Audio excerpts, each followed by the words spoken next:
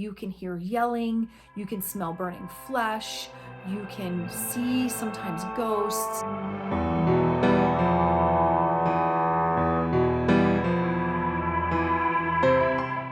Hey everybody, Melanie Montague, living in Maryland with Montague Properties. My real estate team talks to people like you every day about everything Maryland, and it goes from fossils to haunted things, to places to live, to school districts, fun things to do, restaurants to eat, and more.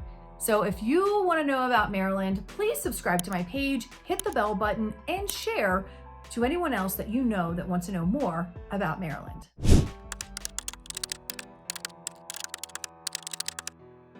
So today we're going to talk about haunted places in Maryland. So I'm just going to talk about the top 5 haunted places in the state of Maryland. And this one is a little bit creepy because there's lots of hauntings going on in Maryland. So let's stop beating around the bush and let's get right to it. All right, guys, so let's hop right to it. So the number 1 most haunted place in the state of Maryland is Point Lookout Lighthouse. It is a part of Point Lookout State Park. Here is what it is. It's a lighthouse that's there. It's been there since 1830. That's when it was built. But here's what's interesting. People would say, well, what's so haunted about that? It is also known to be a site for a POW camp during the Civil War. It was a Revolutionary War lookout, and there was also a hotel that was once on this property that burnt down and people died. So here is what is interesting, and here's what people say. They see a Civil War man dressed in his outfit, and he smells of gunpowder, and he's dirty, and he is just not in the best place, and he's haunting this place. That's just one of the many people that are haunting this place. Also, I'm told, and I've never witnessed it myself, is that if you go to the campground and you camp out, especially around Halloween, it is very common to see Revolutionary War soldiers walking around looking and trying to find where they need to go. It is supposed to be the number 1 haunted place in the state of Maryland is Point Lookout Lighthouse and State Park, Scotland, Maryland. All right, so the number 2 place is Fletchertown Road in Bowie, Maryland. So someone would say a road. Usually you hear about buildings or houses being haunted. This one's kind of an urban myth. And I can tell you, I actually, as a kid, knew this myth, and we as teenagers went to actually find this myth and track this thing down. So let's just get to the story. So this is supposed to be from the Department of Agriculture for the University of Maryland. There was some studies done back there, and they said there was a study done with half man, half goat, and it created something called a goat man. And Goat Man supposedly lives back there, and he's been living apparently forever at this point, because that was a long time ago when I looked for him.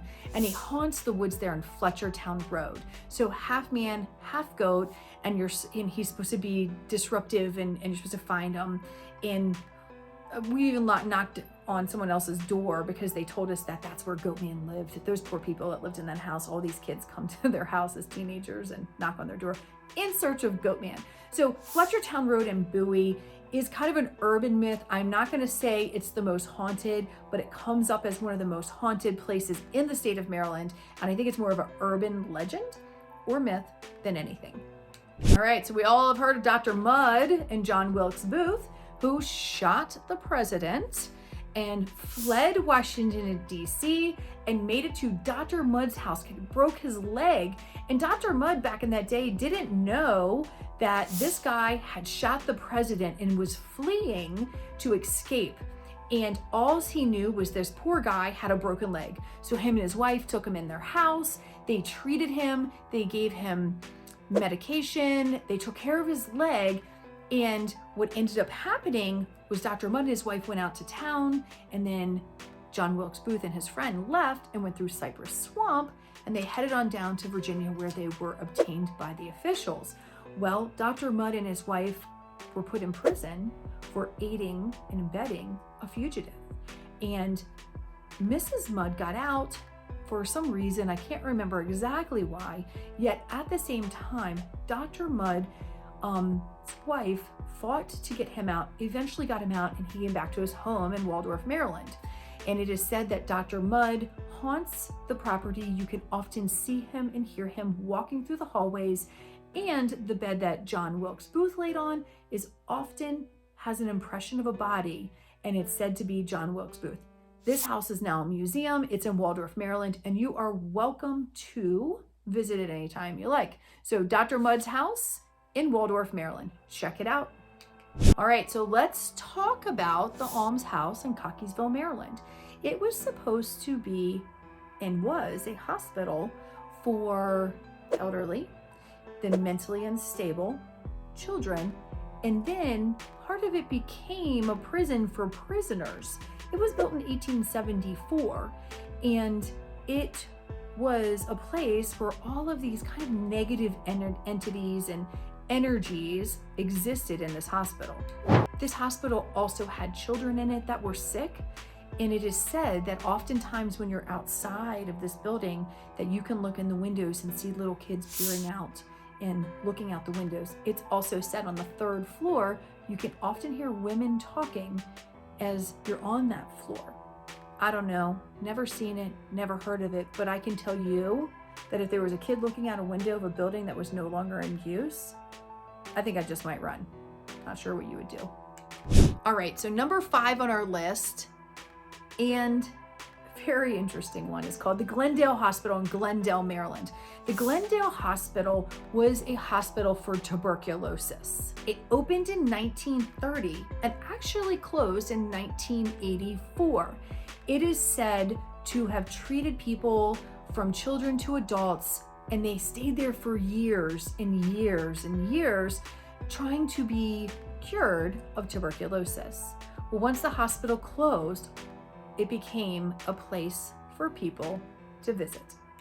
It's often said that the people who were in this hospital were tortured with experiments to try to cure tuberculosis. So it became a place that people would go at night to tour the hallways. There were multiple buildings and tunnels from building to building under the ground, and gurneys were left there, all kinds of stuff left in this hospital, and it made it super, super creepy. So what we're told is that you can hear yelling, you can smell burning flesh, you can see sometimes ghosts. I don't know. I'm a chicken, so I would never do this. This happened to be in an area that I also grew up, and I never actually went, and I know several people who did. None of them actually saw anything, but it is said to be one of the most haunted places in the state of Maryland. Well, as we know, there's plenty of other hauntings and haunted places all around Maryland. I just covered the top 5 and bringing that to you. They're all a little bit creepy in their own capacity. Some have history attached to them, some don't. But if you're looking to move to Maryland and you like haunted places, these might be some places that you want to visit and spend some time and see if you can hear any of the noises, yells, screams, smells, or experience a visual of any of maybe the war characters or people that are here, said to be here, and have a good old time. So until next time, please subscribe, follow my page, share, and also hit the bell. If you want to schedule a one-on-one about moving to Maryland or want to know more about what it's like in these areas or more information, please let me know. Schedule an appointment with me. Until next time, take care.